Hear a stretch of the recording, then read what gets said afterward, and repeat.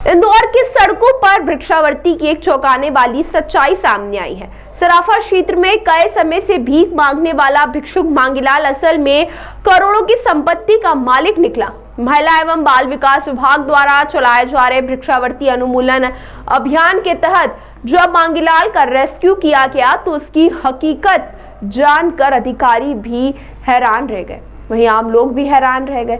सराफा की गलियों में लकड़ी की फिसलने वाली गाड़ी, पीठ पर बैग और हाथ में जूते के सारे लोगों की सहानुभूति बटोरने वाला मांगीलाल रोजाना 500 से 1000 रुपए तक कमा रहा था। वह बिना कुछ कहे लोगों के पास जाकर खड़ा हो जाता था और लोग स्वयं उसे पैसे दे देते थे। पूछताछ में मांगीलाल ने स्वीकार किया कि भीख से मिले पैसों का उपयोग सराफा क्षेत्र के कुछ व्यापारियों को ब्याज पर कर्ज देने में करता था। वह एक दिन और एक सप्ताह के हिसाब से ब्याज पर रुपए देता था और रोजाना ब्याज वसूलने के लिए सराफा आता था। रेस्क्यू दल के नोडल अधिकारी दिनेश मिश्रा ने रविवार 3 बजे बताया कि मांगीलाल के पास शहर के अलग अलग इलाकों में 3 पक्के मकान है। भगत सिंह नगर में उसका 16 बाय 45 फीट का 3 मंजिला मकान है। इसके अलावा शिवनगर में 600 स्क्वायर फीट का दूसरा पक्का मकान है और अलवास में 10 बाय 20 फीट का एक BHK मकान भी उसके नाम पर है। वहीं एक मकान शासन द्वारा रेड क्रॉस की मदद से विकलांगता के आधार पर दिया गया था। इतना ही नहीं, मांगीलाल के पास 3 ऑटो है जिन्हें वे किराए पर चलाता है। साथ ही उसके पास एक डिजायर कार भी है जिसे चलाने के लिए उसने ड्राइवर तक रखा हुआ है। वह अलवास में अपने माता पिता के साथ रहता है, जबकि उसके 2 भाई अलग रहते हैं। जिला कार्यक्रम अधिकारी रजनीश सिन्हा ने बताया कि इंदौर में फरवरी 2024 से भिक्षावृत्ति मुक्त अभियान चलाया जा रहा है।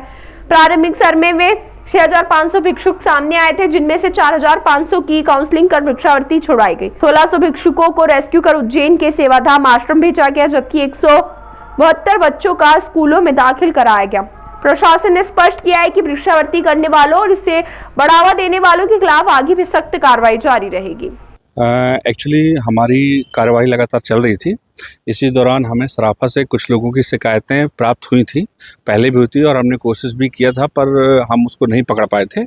अभी शनिवार को जब हमने कार्रवाई की तो ये व्यक्ति हमें पकड़ में आ गया। वो रात में 9:30 से 11 बजे तक लगभग ये सराफा में प्रतिदिन जाता था और मुख्य रूप से शनिवार, शुक्रवार, मंगलवार ये डे उसके फिक्स थे। और ये साइकिल में जो घिसटने वाली साइकिल होती है उसमें जाता था और भिक्षावृत्ति करता था। इसका भिक्षावृत्ति का तरीका ये था कि ये लोगों से जाके फोर्सफुली नहीं मांगता था, लेकिन क्योंकि वो ट्राईसाइकिल में चलता था और कहते हैं अपने ऊपर एक कपड़ा रख लेता था उसमें पैरों में और घिसट घिसट के आगे जाके खड़ा हो जाता था, तो लोग सहानुभूतिपूर्वक खुद ही पैसा देते थे इसको। इसका क्या नाम था? कहाँ ये इसका नाम था मांगीलाल और ये अलवासा है, वहाँ पे रहता था और ये एक प्रकार से कुष्ठ रोगी है।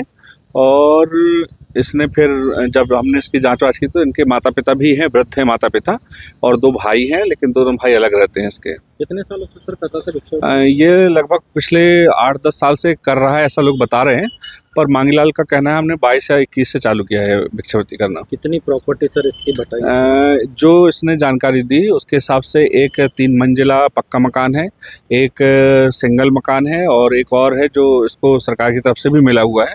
तो इस तरह से 3 पक्के मकान है इसके पास और 3 ऑटो रिक्शा हैं जो ये किराए पे चलवाता है और स्वयं डिज़ायर पे आता जाता है। लेकिन जैसे ये क्राउड एरिया में भिक्षावृत्ति करने जाता है तो डिज़ायर से उतर के फिर ये साइकिल में आ जाता है। प्रॉपर्टी लगभग कितने की मानी है? अब अनुमान 3 पक्के मकान है तो मैं ऐसे अनुमान तो नहीं लगा सकता, लेकिन 1 करोड़ की तो इंदौर में होगी ही जब पक्के मकान है तो अप्रॉक्सीमेटली। हाँ, 3 ऑटो रिक्शा हैं उसके नंबर भी उनके ड्राइवर ने हमें बताया कि ये गाड़ी के नंबर है, डिजायर का नंबर भी बताया उन्होंने। परिवार भी रखा है? हाँ, हायर करके रखा हुआ है उन्होंने। ड्राइवर को कितना दिया इसकी जानकारी तो मेरे नहीं ली, लेकिन ये है कि प्रतिदिन उसको भिक्षावृत्ति में उसका कहना है कि मेरे को 400 से 500 रुपये प्रतिदिन मिल जाते थे। महीने भर में कितना कमा लेता था?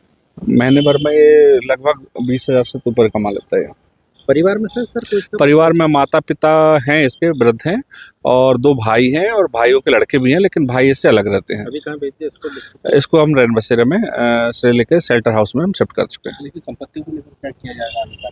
अभी जैसे भी कलेक्टर साहब के मार्गदर्शन निर्देश आएंगे उसी के अनुसार कार्रवाई करेंगे। Yes, sir. आपका परिचय दे दीजिए। मैं दिनेश मिश्रा, महिला बाल विकास अधिकारी और रेस्क्यू टीम का नोडल अधिकारी।